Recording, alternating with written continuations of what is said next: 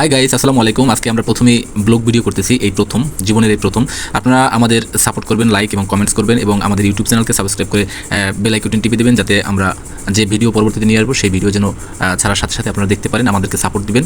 আমরা আজকে প্রথম যে ব্লগ ভিডিওতে কাজ করব সেটা হচ্ছে আমরা কলা গাছের থোর রান্না করব। এই কলা গাছের থোর মূলত আমাদের দক্ষিণ অঞ্চলে অর্থাৎ বরিশালের অঞ্চলে কলা গাছের এটাকে যে মূল ভিতরে যেটা থাকে সেটাকে থোর বলে।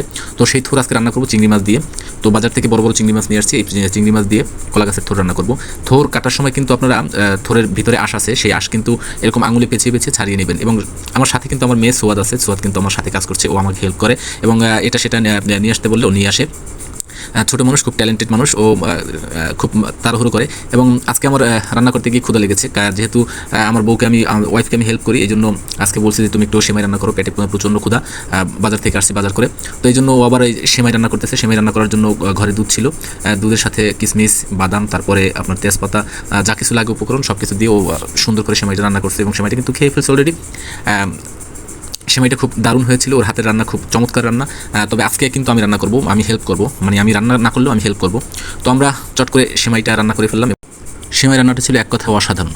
আমরা সেমাইটা খেয়ে ফেললাম আর সাথে সাথে এরপরে আবার কাজ শুরু করলাম।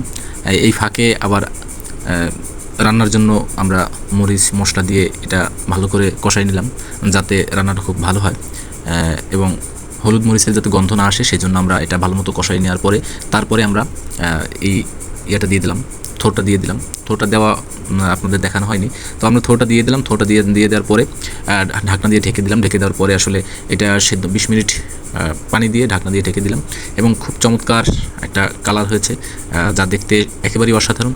আমি এর লোভ আর কি সামলাতে পারলাম না। এর ফাঁকে আবার আমার মেয়ে ঘুমোচ্ছে, সুয়াদ ঘুমাই গেছে। তো সুয়াদকে আমি জাগানোর জন্য ওকে একটু আদর দিলাম।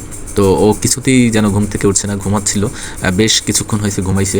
তো এই জন্য আমি আর কি ওরে উঠানোর জন্য এত আদর করছি, কিন্তু সে উঠবে না। বাবার সাথে কোনো রকমই তার যোগাযোগ নাই, মানে সে ঘুমের অবস্থায় আছে। তো এই জন্য আর কি তাকে উঠানোর জন্য চেষ্টা। পাশ থেকে ভিডিও করতেছে আমার ওয়াইফ মুন্নি।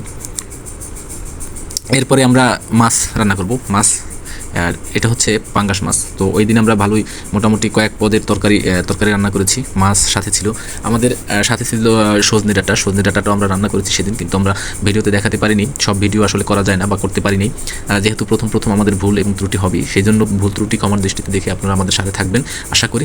আজকে এই যে মাছটা আমরা প্রথমে ভেজে নিলাম, ভেজে নেওয়ার পরে সুন্দর করে ভেজে নেওয়ার পরে এরপরে আমরা হলুদ মরিচ লবণ দিয়ে তারপরে মাছটাকে তারপরে মশলাটাকে সুন্দরভাবে কষাই নিলাম। তারপরে আমরা একটু পানি দিলাম। পানি দেওয়ার পরে মাছটা, ওই যে ভাজা মাছটাকে আমরা এই কড়াইতে দিয়ে দিলাম এক এক করে। এরপরে আমরা কড়াইতে দেওয়ার পরে আমরা ঢেকে দিব। ঢেকে দেওয়ার পরে পানি, মানে জোশ বা পানি, আমাদের বরিশাল অঞ্চলে জোশ বলে, পানিটা একটু বেশি দিয়ে আমরা ঢেকে দিব। ঢেকে দেওয়ার 20 মিনিট পরে আমরা উঠাবো এবং ইনশাল্লাহ এটা খাওয়ার জন্য তৈরি হয়ে গেছে। তো গাইস, আপনারা দেখতে থাকেন আমাদের এই ভিডিওগুলো যদি আপনাদের ভালো লাগে, যদি কোনো রকমের সামান্যতম কিছু ভালো লাগে, তবে আপনারা আমাদের এই চ্যানেলটাকে সাবস্ক্রাইব করে দিবেন, আমাদের পাশে থাকবেন এবং আশা করি আমরা নতুন যেহেতু আপনারা আমাকে সাপোর্ট দিবেন, আমাদের সাপোর্ট দিবেন।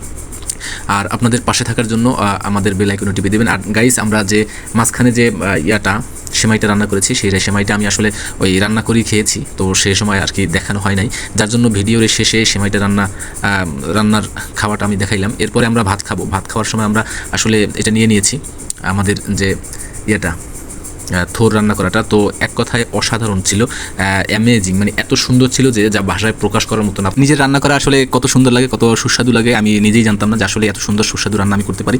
তো গাইস, আমার এই রান্নাটা খুব অসাধারণ একটি রান্না হয়েছে, রেসিপি হয়েছে। যদি আপনারা খেতে চান অবশ্যই কমেন্ট করে জানাবেন এবং আমি